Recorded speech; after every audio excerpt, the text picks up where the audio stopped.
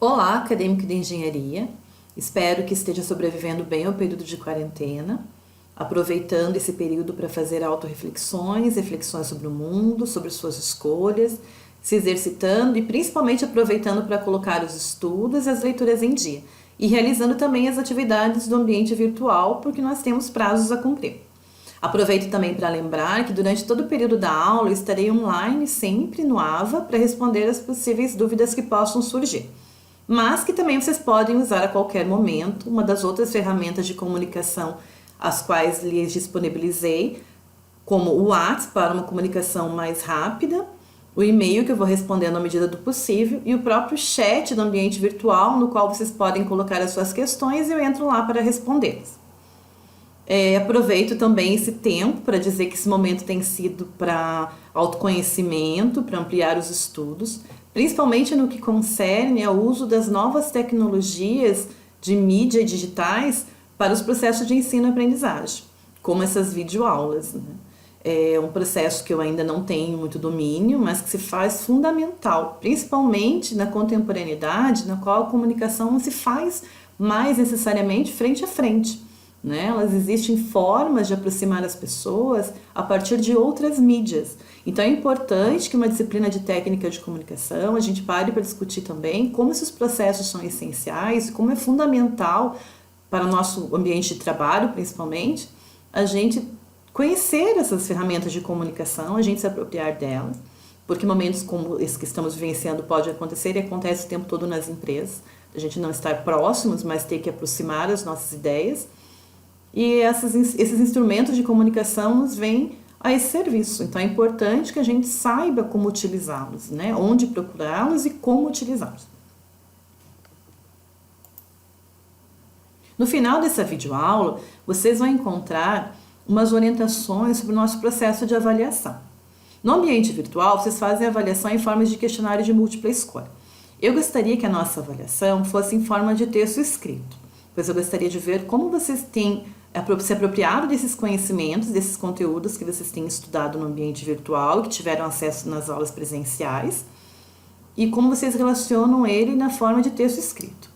Então, no final do vídeo, não percam, tem todas as orientações de como a gente fazer um trabalho de texto, que vai substituir a nossa prova presencial, qual seria na próxima aula, mas que em função desse momento de isolamento horizontal, a gente não pode fazer presencial, então a gente vai fazer de uma forma de texto e que vocês vão me enviar por e-mail. Então, vão até o final do vídeo, vejam todas as orientações, anotem as dúvidas, o conteúdo do vídeo está totalmente relacionado à forma de avaliação, então é importante que vocês vão anotando as dúvidas e me mandem, e na medida do possível eu vou respondendo, lembrando sempre que nós temos nossos prazos. O tema, o conteúdo que foi escolhido para essa videoaula é o texto dissertativo argumentativo. Ele consta na nossa ementa programática e em um dos tópicos que estão presentes lá no ambiente virtual. Ele foi escolhido pois acredito que o texto dissertativo, ele abrange a maior parte dos conteúdos que estão explicitados lá. Tá? Essa forma da gente colocar no papel a nossa opinião, né, em forma de um texto escrito, sabendo que toda a comunicação humana se dá em forma de texto, seja ele verbal ou não, mas nesse momento a gente vai falar sobre a opinião fundamentada e escrita no texto escrito. E é muito importante para a gente saber colocar a nossa opinião de forma fundamentada e lógica. Por quê? Nós vivemos num mundo onde a comunicação, nós gostamos de emitir a nossa opinião sobre tudo. O ser humano gosta de emitir opinião valorativa sobre as coisas. E é importante que a gente se entenda enquanto estudante universitário, estando numa comunidade discursiva científica, na qual a gente tem toda uma responsabilidade social de levar às pessoas uma opinião mais fundamentada, uma opinião mais coerente, longe desse universo polarizado, né, em que a opinião virou uma coisa rasa, onde todo mundo tem uma opinião sobre tudo, e criam-se essas guerras de opiniões, mas que não tem embasamento teórico nenhum. Então é importante se reconhecer nesse espaço em que a nossa opinião tem que ser emitida de uma forma mais organizada, planejada e eficiente. Então vamos lá, o nosso trabalho com o texto dissertativo argumentativo. Primeiro item, opinião não é achismo. Então, quando eu vou colocar minha opinião, é diferente de colocar aquilo, eu acho que, eu penso isso, mas sem necessariamente estar fundamentado em argumentos coerentes. Então, quando a gente escreve um texto de opinião, nosso objetivo é o de convencer alguém sobre o seu ponto de vista. Mas esse convencimento não pode ser um convencimento tentando diminuir a opinião do outro. A gente tem que mostrar conhecimento sobre esse tema que a gente vai apresentar e discutir. Então, eu vou ter que ir a fontes, e fontes precisas, fontes confiáveis. Lembrando que um dos maiores espaços onde a gente vai buscar fontes é o espaço da internet. E nem tudo que está na internet é confiável. A internet é de domínio público, então qualquer um pode entrar e colocar opiniões e posicionamentos e notícias, enfim. Então a gente tem que saber procurar opiniões, fundamentos, argumentos, né, que sejam claros, que sejam reais. Então, que em tempos de fake news isso é bem difícil. Então, a gente tem que vasculhar o espaço na internet, recorrer a livros, artigos científicos, enfim, reportagens de fontes confiáveis. No texto dissertativo argumentativo, o que prevalece é a opinião do autor, fundamentada com uma argumentação consistente, que além de sustentar a sua tese, respeita a diversidade cultural e os direitos humanos. Por quê? O que acontece? Vejam bem essa imagem que tem ali ao lado, né? Tem um número, que uma pessoa olha e enxerga o 9 e a outra enxerga o 6. Isso nos faz refletir sobre como a gente olha para o objeto em que a gente está tecendo os nossos argumentos. A forma como eu olho para ele não necessariamente é do mesmo lugar que a outra pessoa que constrói um posicionamento contrário ao meu está olhando. Mas eu não posso não legitimar o pensamento desse outro. Então, a forma como eu vou tecer meus argumentos, trazendo os contra-argumentos para a discussão, não pode ser desrespeitosa. Eu posso colocar o meu pensamento, o meu posicionamento, fundamentando e principalmente respeitando com quem estou dialogando. Isso a gente chama de ética na comunicação humana. Ou seja, eu gosto muito desse meme ali, né? Jamais, em hipótese alguma, você pode fazer a glória. Vocês lembram da Glória Maria, né? Acho que já falei sobre isso em sala, no episódio em que ela foi convidada para ser uma das comentadoras do Oscar. E que ela não tinha assistido alguns dos filmes, e alguns ela tinha assistido, mas ela não tinha uma opinião muito fundamentada, muito coerente. Então ela usava, gostei, legal, bacana, concordo, interessante. E isso não vale pra gente, num contexto informal, isso é aceitável. Agora, num contexto de produção de texto, no qual eu levantei argumentos, eu fundamentei esses argumentos, esse tipo de consideração não é válida. Ela coloca seu texto no nível de argumentação rasa. Então, você já perde o argumento quando você traz elementos que não têm consistência nenhuma, que são fáceis de derrubar. Quando a sua tese ela não é uma tese forte, ela passa a ser uma tese fraca em função da forma como você explicita. Às vezes até você tem os argumentos coerentes no nível do pensamento, mas na hora de colocar no papel, na hora de se expressar no nível das palavras, você acaba se enrolando toda e usando esses argumentos que são argumentos pouco válidos, tá? Então, jamais fazer a glória, fundamentar os seus argumentos. Se eu vou fundamentar meus argumentos, eu vou recorrer a especialistas, a reportagens, a trechos de falas de pessoas em específico. E isso vai me voltar para um outro conteúdo que eu tenho lá na nossa ementa, no nosso conteúdo programático, que é a forma como eu cito o discurso alheio, né? Então é importante a gente pensar como essas citações devem ser feitas. Ou seja, elas precisam ser referenciadas. Eu não posso usar a citação do outro misturando com o que eu estou escrevendo, com o texto, meu texto, né, do próprio autor, porque eu posso confundir e isso leva a nível do plágio, né? Eu estou me apropriando da opinião, do pensamento do outro, da frase do outro. Então é importante que eu utilize no meu texto alguns recursos para citar essas fontes às quais eu recorri para fazer meu texto. Exemplo. Conforme destacou o pesquisador Átila Lamarino no programa Roda Viva, em março de 2020, o coronavírus não foi criado em laboratório. Então veja que eu recorri à fala de um pesquisador, então eu coloquei de onde eu tirei essa fala dele, o tempo, o ano, o local onde ele falou, né? E coloquei essa citação de forma indireta. Eu coloquei com as minhas palavras, mas não é uma palavra, não foi uma frase minha. Eu tirei de um pesquisador, então referenciei. No exemplo 2, já estou recorrendo a uma afirmação, a uma informação vinda de uma organização, que é da Organização Mundial da Saúde. Então eu coloco lá, de acordo com a OMS, o coronavírus terá seu auge de contágio durante o inverno. E no último exemplo, eu vou colocar uma citação de forma direta, eu vou me apropriar, vou colocar no meu texto a frase tal qual uma pessoa falou, no caso o presidente da República, nesse exemplo hipotético, né? O coronavírus não passa de uma gripezinha, então eu coloquei conforme ele falou. Tá? E é importante, ali eu coloquei a reticência, não coloquei toda a frase, todo o parágrafo, mas era importante dizer onde que ele disse, quando, né? Que foi numa entrevista e assim por diante. Então, esses são alguns exemplos só de forma de citação, mas é importante, se eu tirei de um site, colocar qual é o site, para separar o que foi escrito por mim, quanto autor, daquelas vozes que eu trouxe para referenciar e fundamentar a opinião que eu estou trazendo. Aqui tem alguns elementos que são os elementos da estrutura do gênero texto opinativo. É importante lembrar aqui também que vocês vão ouvir algumas vezes as pessoas se referenciando a esse tipo de texto, falando como texto argumentativo, texto dissertativo, artigo de opinião, texto opinativo, enfim, são todos referentes ao mesmo gênero, tá? Onde eu trago um tema, o qual eu apresento esse tema, pressupondo sempre que quem vai ler meu texto não necessariamente tenha que conhecê-lo, então eu vou trazer ele de uma forma, logo no início do meu texto, bem organizada, para que a pessoa que está lendo o meu texto entenda do que eu estou falando. Agora, os outros elementos que vão ser apresentados agora aqui na sequência do slide, eles devem estar, porque fazem parte desse gênero, mas não necessariamente nessa ordem. Mas agora, o tema é importante que esteja apresentado logo no início, porque se a pessoa não entende do que você está falando, ela não vai dar prosseguimento à leitura do seu texto. E qual é o objetivo da gente escrever um texto? Que alguém leia e entenda o seu texto.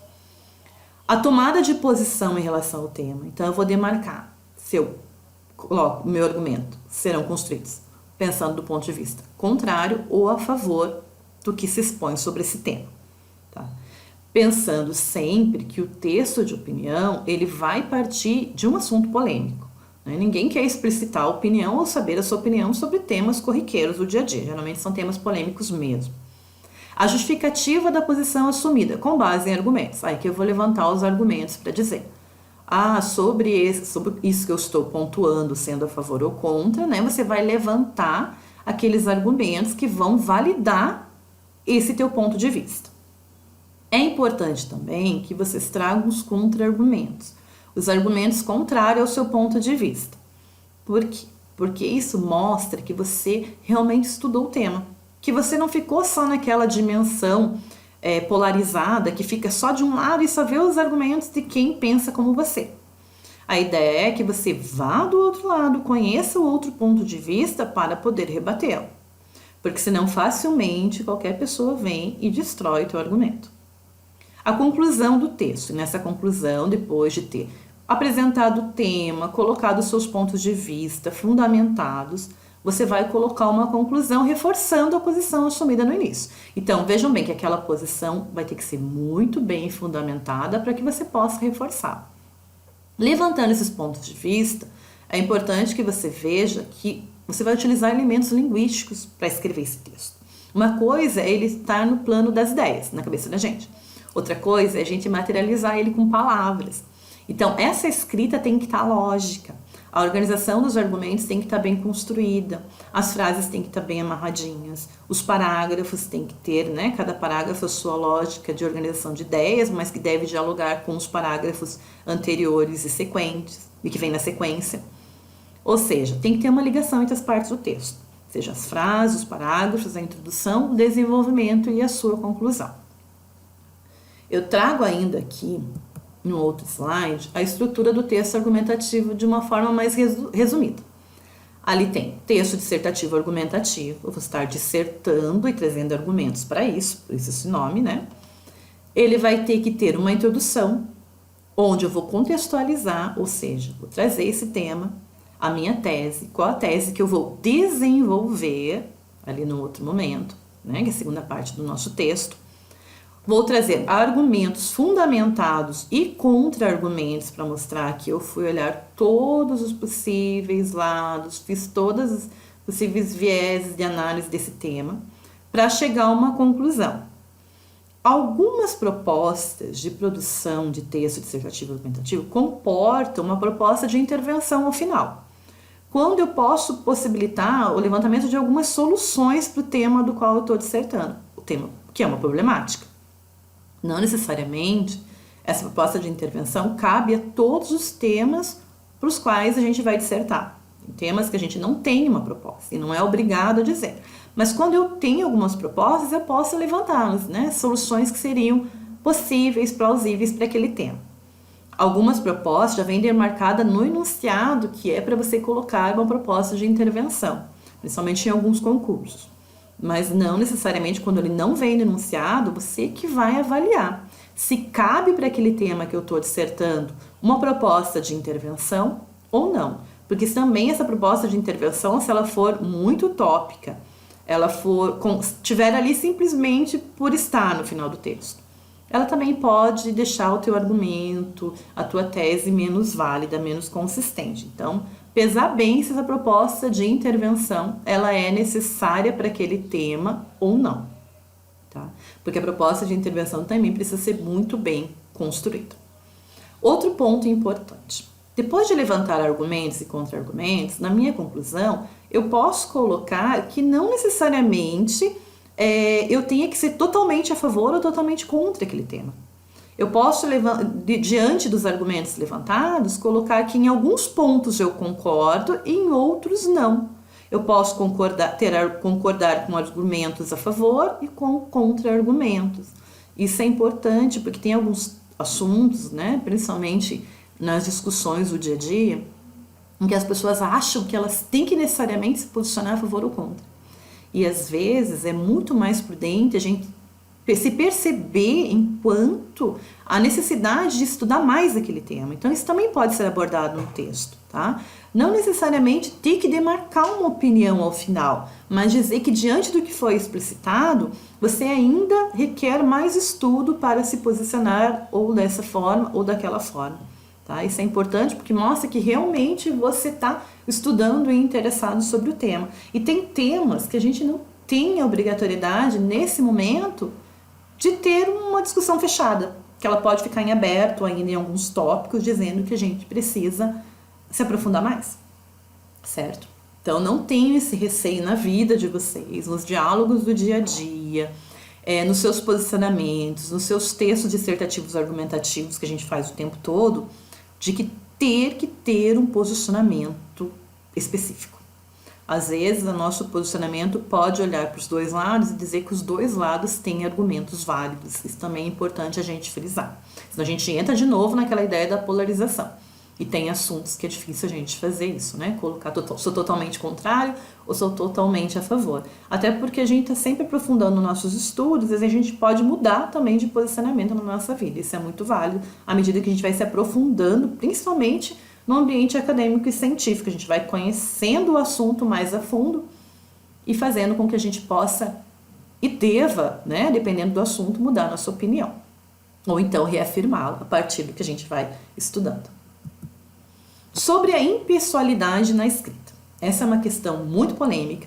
Durante muito tempo, o próprio concurso de vestibular da Universidade Federal colocava que o texto tinha que ser em terceira pessoa, né? Como se a terceira pessoa garantisse o distanciamento do autor daquilo que ele está falando. Hoje em dia, outros estudos já demarcam que o texto é impossível você não colocar a sua opinião, porque ele é um texto de opinião, então você está o tempo todo no seu texto, né? Só que a gente tem que ter uma prudência, no sentido, quando eu falo em pessoalidade, de não colocar o teu texto, dar a ele uma conotação de que fica no âmbito só da sua opinião, né? Que daí cai naquilo de não ser uma opinião muito bem fundamentada.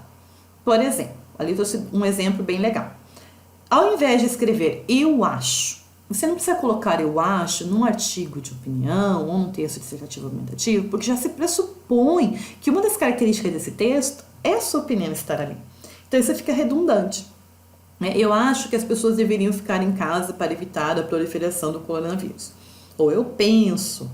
Você pode utilizar outras estratégias que deixam o teu texto mais refinado, por exemplo. Diante do que foi exposto, convém lembrar que as pessoas deveriam ficar em casa para evitar a proliferação do coronavírus. Então veja que já ficou ali uma linguagem mais elaborada do que ficar no ponto de vista do eu acho, que acaba colocando o teu ponto de vista, o teu argumento, a tua tese num nível mais raso. Então esses cuidados são elementares, mas não que você tenha que colocar todo o teu texto na terceira pessoa. Você pode se posicionar na primeira pessoa, mas evitar essas redundâncias, pois quem vai ler já sabe que o texto fundamentalmente, tem muito da sua opinião ali, embora seja fundamentada, é o teu ponto de vista que vai pesar mais. O objetivo do ponto de vista é convencer as pessoas, ou pelo menos fazer com que elas escutem o teu ponto de vista. Então esse é um tópico importante. A coerência é a coesão. Quando a gente escreve, eu já falei isso lá na frente, a gente tira do plano das ideias e coloca no papel. E essa é, com certeza, o ponto que faz com que todo mundo critique a língua portuguesa e diga que ela é tão difícil. Porque é muita palavra, é muito acento, é muito ponto, é muita coisa para a gente ter que elaborar para deixar a nossa ideia, o nosso ponto de vista, ou no caso de outros gêneros, a nossa narrativa, enfim, deixar isso claro. Na fala parece mais fácil, e é mais fácil. A coesão é um desses recursos principais que vai predominar nos textos. É quando eu consigo fazer uma ligação harmoniosa entre os parágrafos. Então, os parágrafos são blocos em que eu organizo as informações dentro do meu texto. Por exemplo, eu posso utilizar um parágrafo para apresentar lá o tema no início e contextualizar. Eu posso usar um segundo parágrafo para trazer alguns argumentos que defendem a minha tese. Num outro parágrafo, eu posso organizar os contra-argumentos, por exemplo, no final uma conclusão, que é bem aquela receitinha de bolo que a escola passa pra gente. Só que esses parágrafos têm que ter lógica, ele tem que ter uma organização, ele não pode parecer que foram um monte de ideias aleatórias que eu joguei ali dentro. Do mesmo ponto de vista, está a coerência. Só que a coerência, agora nós vamos falar da organização lógica interna dos próprios parágrafos e das frases. Como eu articulo as palavras dentro do meu texto. E para isso, na língua portuguesa tem uma gama muito grande, de artifícios para fazer isso. Sempre tendo em vista que quando eu construo uma frase em um parágrafo, eu sempre estou articulando informações que eu considero principais com outras informações que eu considero acessórias e complementares dessa minha informação. Normalmente, eu relaciono essas informações principais, as complementares, e vou costurando elas, utilizando vírgulas, utilizando elementos da língua que nos fazem isso, O importante é que vocês não vão abrindo muitas informações acessórias e complementares e vão se perdendo dentro do que era principal no que você queria dizer. Para isso, eu dou uma dica muito pontual. Evitem frases muito longas, evitem parágrafos muito longos, e quando eu faço isso, eu vou abrindo muita informação complementar e eu vou perdendo a ideia principal e vou confundindo o leitor. E não é legal que o leitor tenha que ficar voltando para entender qual era o seu argumento, que ele já se perdeu no meio daquilo. Então, tentem manter uma organização lógica. Como eu melhoro isso? Escrevendo, lendo. À medida, quanto mais eu leio, mais repertório para a escrita eu tenho. Mais eu vou dominar o uso da pontuação, mais eu vou dominar o uso frasal, de concordância nominal, verbal, e como eu vou articular os elementos dentro do meu texto. Porque eu vou ter mais fontes para, dentro da minha, que eu falo dentro da minha gramática, pessoal, para poder escrever meu texto. Outra coisa, versões subsequentes. Então, nunca confiem num texto que a gente fez a primeira versão e entregou. Leiam, releiam, até porque normalmente, exceto os gêmeos, a gente divide a nossa escrita em duas partes do nosso processamento cerebral. A primeira delas é no plano da ideia, daquilo que eu quero colocar no meu texto. E daí eu vou registrar. E daí entra um outro elemento, que é o uso dos elementos linguísticos. Então, como que acontece? Quando eu termino de colocar minhas ideias, é legal que eu volte no texto, volte no texto, reveja, reescreva, porque daí eu vou vendo aqueles elementos de uso, de escrita, de norma culta, que ficaram truncados. Legal também pedir para outras pessoas lerem o teu texto e elas colocarem se elas entenderam ou não e fazer outras versões. Não existe outros milagres em se tratando de escrita. É leitura, para a gente ter argumentos, tanto argumentos do ponto de vista do conteúdo, quanto da forma, porque eu vou assim ampliando o meu vocabulário, ampliando os meus recursos de linguística, enfim, para poder melhorar meu texto. Então, quanto mais eu leio, quanto mais eu escrevo, é assim que eu vou melhorar a minha leitura e a minha escrita, tá? Vamos para o próximo tópico aqui.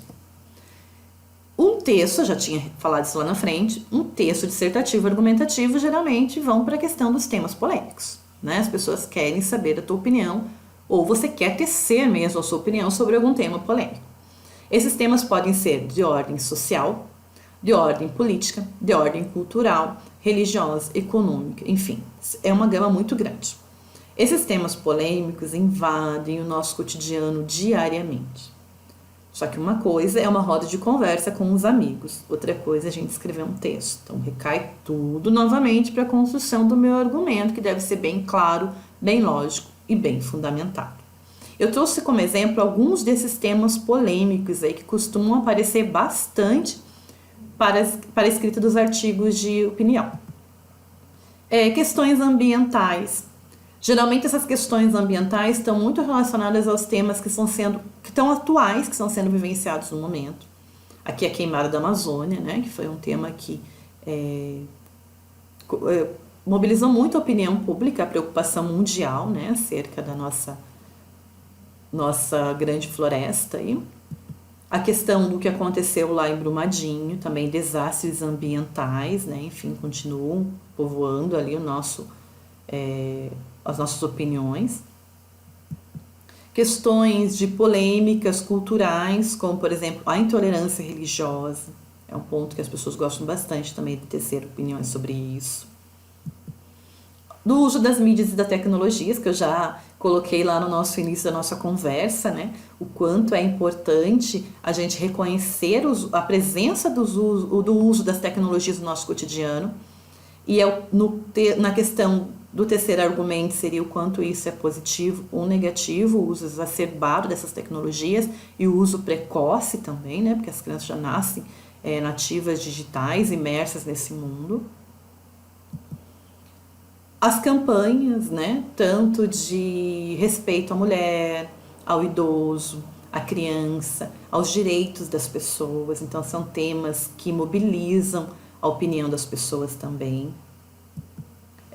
Homossexualidade, as questões que têm a ver com gênero, sexualidade das pessoas, envolvem também muita polêmica, né? E muitos textos, artigos de opinião também vão para esse caminho. Agora vamos à nossa proposta de produção de texto dissertativo argumentativo, que será a nossa proposta avaliativa. Então, você deverá produzir um texto dissertativo argumentativo sobre a polêmica questão do isolamento social horizontal, né, que está aí sendo discutida bastante no momento. Nós estamos vivenciando essa situação que é nova no mundo todo, né? O mundo parou para se isolar horizontalmente, então as pessoas dentro das suas casas, empresas foram fechadas, escolas também.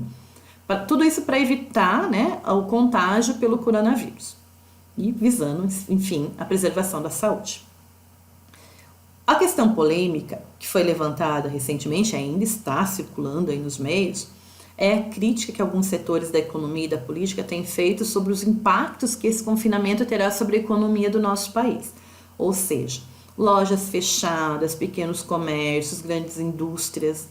Como que a economia vai continuar a partir dessa situação? Que vai ser quando a gente voltar? Como as pessoas vão sobreviver? Principalmente os pequenos empresários e os funcionários mesmo, né? Como as pessoas viverão? Nossos salários serão pagos? As pessoas irão conseguir sobreviver financeiramente? Como ficará a economia e a política do país nos próximos meses? E do mundo, por que não dizer, né? Então tem muita polêmica, tem gente dizendo que tem que voltar ao trabalho, tem gente que colocaria até arriscar a saúde né? O contágio do coronavírus, pensando na questão da economia. Tem gente que discutindo que não, que a gente tem que ficar em casa. A Organização da Saúde diz uma coisa, alguns políticos dizem outras, alguns setores da economia também. Então, eu gostaria que vocês produzissem um texto apresentando esse tema. É um tema super atual e bem polêmico. Deve estar provoando as discussões aí nos grupos sociais. Trazendo argumentos para defender a sua tese, se você é a favor do isolamento ou não. E trazendo argumentos para discutir de pessoas da área da saúde, da política, da economia, tanto argumentos favoráveis à tua tese como contrários, né, os contra-argumentos, e ao final colocando a sua conclusão, reafirmando ou não, ou ainda optando por outra construção de texto que eu falei para vocês, que é concordando em alguns aspectos, em outros não. E se for possível, se você achar necessário, que pode fazer isso no momento, colocando algumas propostas de intervenção ao final. Tá? Esse texto vocês vão mandar para mim por e-mail, né? Vocês têm até o dia 12 de abril, ou seja, vocês têm a semana que vem toda para fazer. Vocês podem estar tirando as suas dúvidas comigo. Esse texto tem que ter a sua identificação, o nome do curso da instituição. Não precisa ter capa, mas precisa ter um formato mínimo, né? Para ficar um trabalho bem apresentado. Então, espaçamento 1,5 entre as linhas, margens de acordo com o que a ABNT coloca, né? Que é 3 centímetros superior esquerda, 2 centímetros inferior direita, e a fonte Arial 12. Mínimo 20 linhas e no máximo 50. Eu não gosto muito de colocar número de linhas, mas eu vou colocar nesse momento como uma avaliação para não se estenderem demais ou não ficarem muito sucintos assim na construção do argumento. Eu acho que é um tanto aceitável assim para você conseguir colocar, apresentar, contextualizar, colocar a tua tese, levantar argumentos contrários, favoráveis, tecer uma conclusão e, se possível, né, colocar ali algumas propostas de intervenção. Seu texto deverá ser fundamentado, você tenha aquelas dicas sobre a citação das fontes, e ao final do seu texto você vai colocar referências e colocar as referências que você usou, os sites que você recorreu, as revistas, o artigo científico, se você utilizou algum, enfim, colocar as referências.